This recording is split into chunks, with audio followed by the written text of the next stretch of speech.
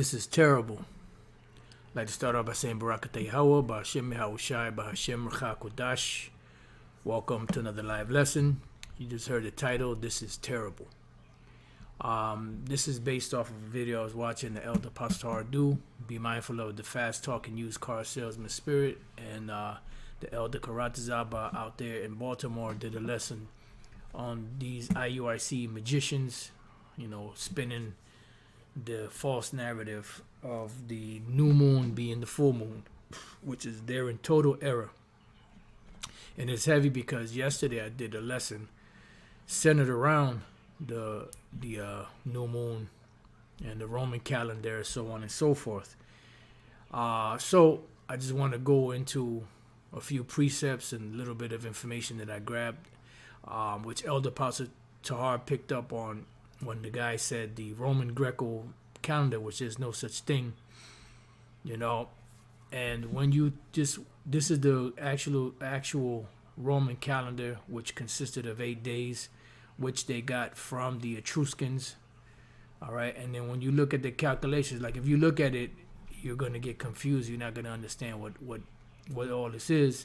But if you look at the lettering numbers or the lettering system that they have from A to H, A being the first letter, H being the 8th letter, because it was an 8-day week in Rome. And then it starts again, A down to H, A down to H, A down to H. And it's separated by the A being red, so you can know that a new cycle was starting. All right, so that's how they calculated their time. So their time was off completely. So what I typed in was, did the Romans get their calendar from the Etruscans? Yes, the Romans borrowed parts of their calendar from the Etruscans, including the religious calendar, which attempted to reconcile the solar and lunar year.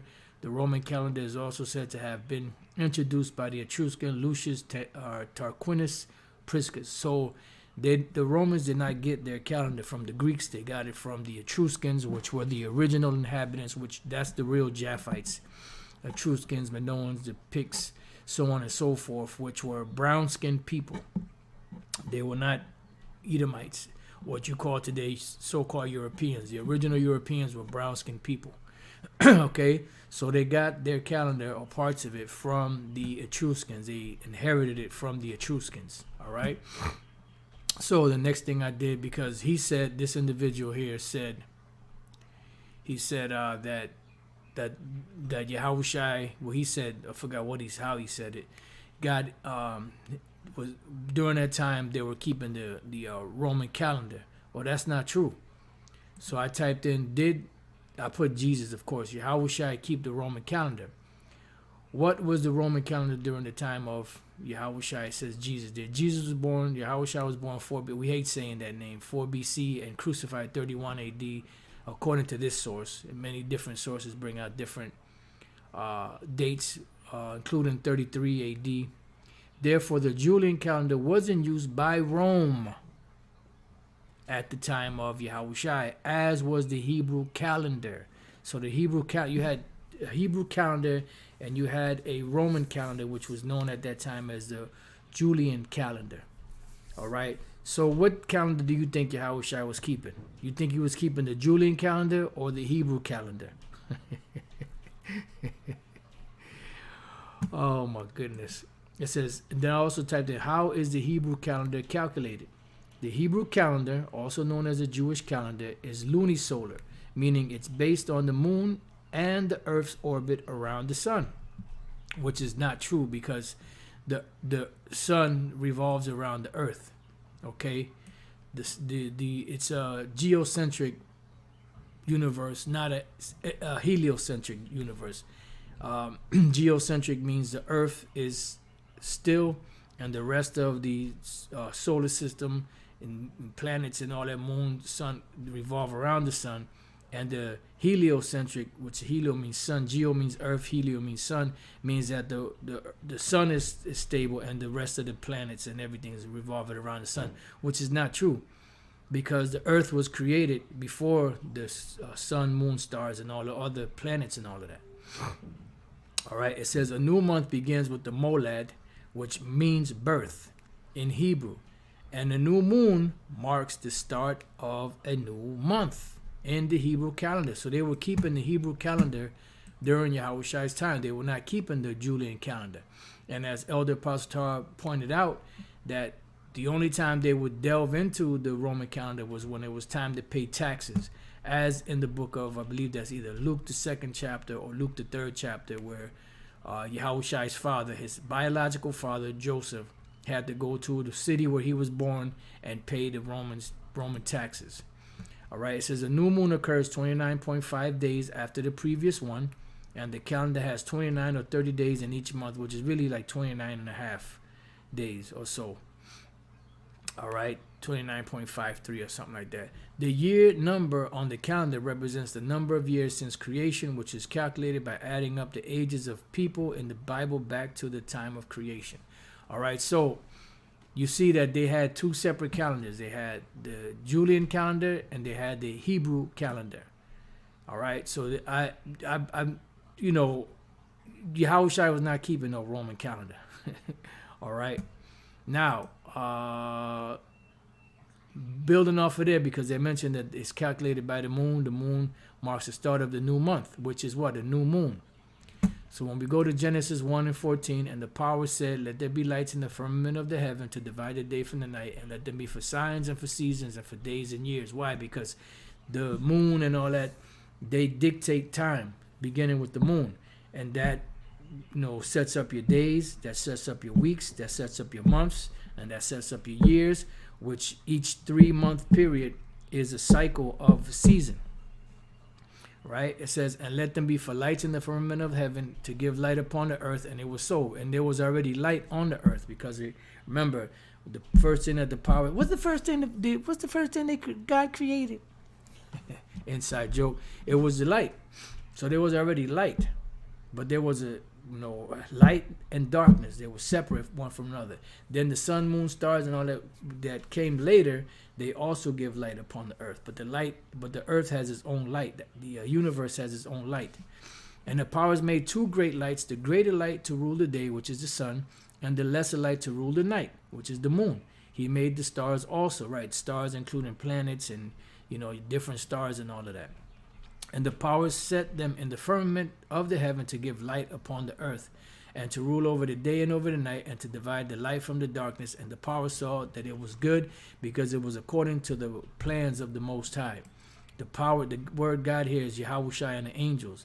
They saw that it was good because it was according to the blueprint that the Most High Yahweh gave to Yahushua. But the point in these verses that we read is that the lights were in the heavens, and let them be for signs, for seasons, and for days and years, because this is how you calculate time. It's very simple. It's right there. This is how you calculate time. When we go to Ecclesiasticus 43:6, he made the moon also to serve in her season for a declaration of times, because time is dictated by the moon. All right, and a sign of the world. And there's also lunar eclipses and different signs that come up that lets you know that we're heading into the end of an age. From the moon is a sign of feast, right? Because you had the new moon, then in the middle of the month you had the full moon, and those were signs of feast, because you would blow the trumpet on the new moon and on the full moon. Psalms 81:3, blow up the trumpet in the new moon, and this is the scripture that trips them up. Blow up the trumpet in the new moon. That's one time. In the time appointed would be and on the full moon, which is in the middle of the month, on our solemn feast. And the reason why they get confused is because time appointed here, when you go to the Hebrew word kasa'ah, it says full moon, which is the middle of the month. Now, when you go, let me see something.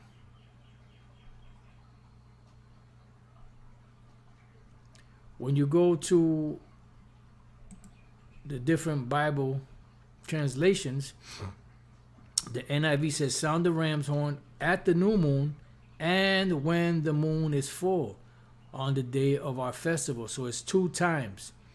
When you go down to the NLT, which brings it out a little bit clearer, blow the ram's horn at new moon and again at full moon to call a festival.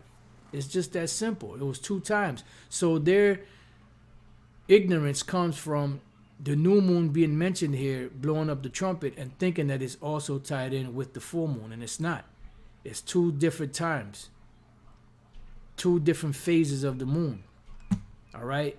And when we go to back to Ecclesiastes 43 and 6, he made the moon also to serve in her season for a declaration of times and a sign of the world. From the moon is a sign of feast, a light that decreaseth in her perfection. Why? Because when is the moon perfect? When it's full. So when it's new, right, it's dark, what they call a dark moon, which is mean it's dimly lit, and it starts to increase. You get your crescent, you know, your different crescents, your different phases of the moon, your gibbous and all of that, you know, good stuff. Then you get to the middle of the month, which is the full moon, and when the full moon is, the moon is entirely lit, right, that's its perfection. Then it starts to decrease. Why is it starting to decrease in the middle of the month? Because 2 weeks later, it's being reset. And the reset is what? Called the new moon, which is so-called dark. All right? The month is called after her name. Why? Because the new moon begins the time or the cycle for the days, for the weeks, for the months, for the years. Increasing wonderfully in her changing, right? Because when the moon is new, they call it dark moon, then it starts to increase from the beginning of the month. And then by the middle of the month, that's when it's in its perfection. Full moon. All right? Being an instrument of the armies above, shining in the firmament of heaven. And we're going to show you that the new moon is the first day of the month. 1 Samuel 20:24. So David hid himself in the field, and when the new moon was come, the king sat down to eat meat, meaning King Saul. Now the word new moon goes back to the Hebrew word chadash. Chadash means new or new moon. All right. Now is it actually a new moon? No, it's just refreshed because it went through a cycle. All right. And the king sat upon his seat, and as at other times, even upon his seat by the wall. And Jonathan arose, and Abner sat by Saul's side, and David's place was empty. Nevertheless, Saul spake not anything that day, meaning the new moon, for he thought something had befallen him. He is not clean. Surely he is not clean. So if he wasn't clean, the new moon is a Sabbath. So King Saul thought that King David would have been unclean. That's why he didn't show up for the new moon Sabbath, you know, where they were eating. All right. And it came to pass on the morrow, meaning the next day, after the new moon, right? And it came to pass on the morrow after the new moon, that's the next day, which was the second day of the month. So if the new moon is the first day of the month, right? And the second day of the month comes right after it, how do we keep the Passover? Because the Passover is kept during what? During the full moon. All right? When we go to Leviticus 23 and 4, these are the feasts of the Lord, Yahweh Bashem El Shai, even holy convocations, which you shall keep, which you shall proclaim in their seasons. In the 14th day of the month at even is the Lord's Passover. So how can the Passover come in at the 14th day of the month if the new moon, which is the first day of the month, how could this be the new moon? I'm sorry, how could this be the new moon? How can the full moon and the new moon be the same when the new moon is the first day of the month and the Passover is kept at the 14th day of the month when the moon is full? I hope y'all following. Right? I'll repeat it again. How can the new moon be the same as the full moon when the new moon is the first day of the month and the Passover is kept the 14th day of the month?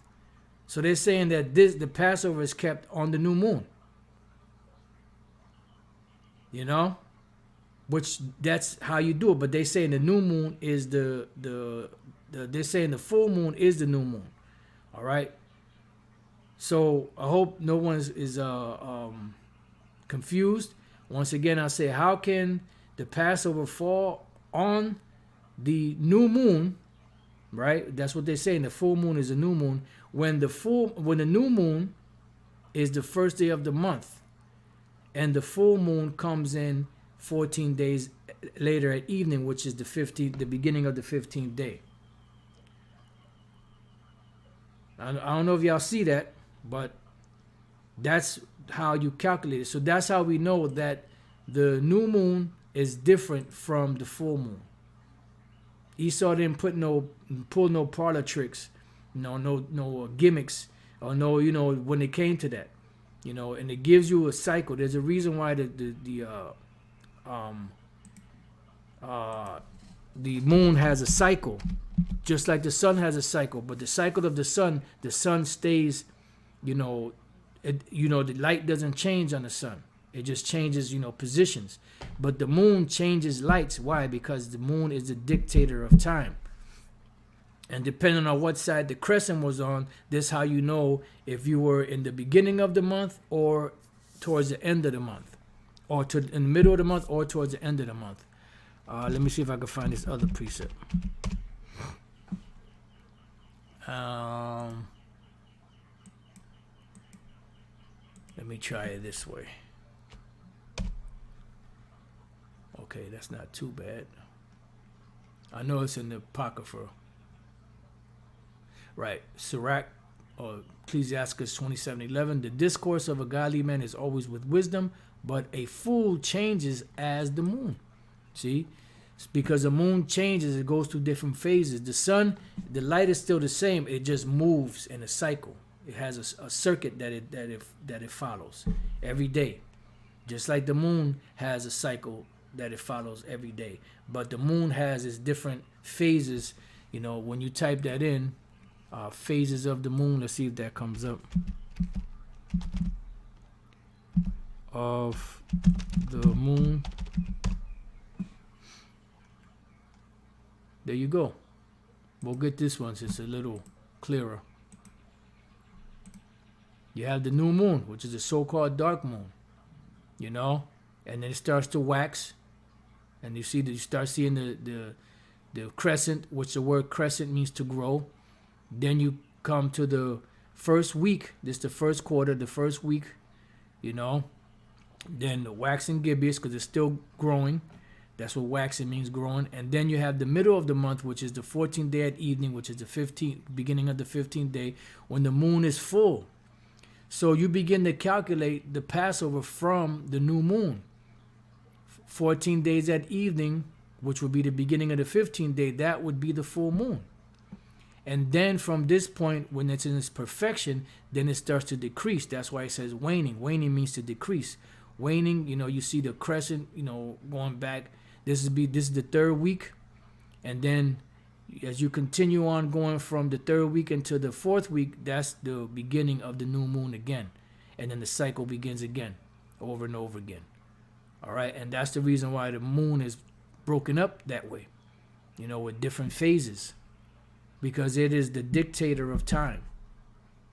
That's why it says in the evening and the morning were the first day. All right. So that's pretty much it. I just wanted to say, I put this video in the description box. You could go and watch it. And that's pretty much it. The Romans did not get their calendar from the Greeks. They got it from the Etruscans, or part of it anyway. Then they went down into Egypt and got some more information from Egypt. And then eventually Julius Caesar, revamped the calendar and got it to where he wanted it, but that was still off. Then this individual here said that Yahushai, he didn't say Yahushai, but Yahushai, and Jake back then kept the Roman calendar. They did not keep the Roman calendar. They kept the Hebrew calendar. The only time they would delve into something like that would be when they had to pay taxes. I typed in, did Yahushai keep the Roman calendar? Yahushua was born 4 BC and crucified 31 AD according to this source. Therefore, the Julian calendar was in use by Rome at the time of Yahushua, as was the Hebrew calendar. So who was the Roman calendar used by and who was the Hebrew calendar used by? I leave that to your imagination.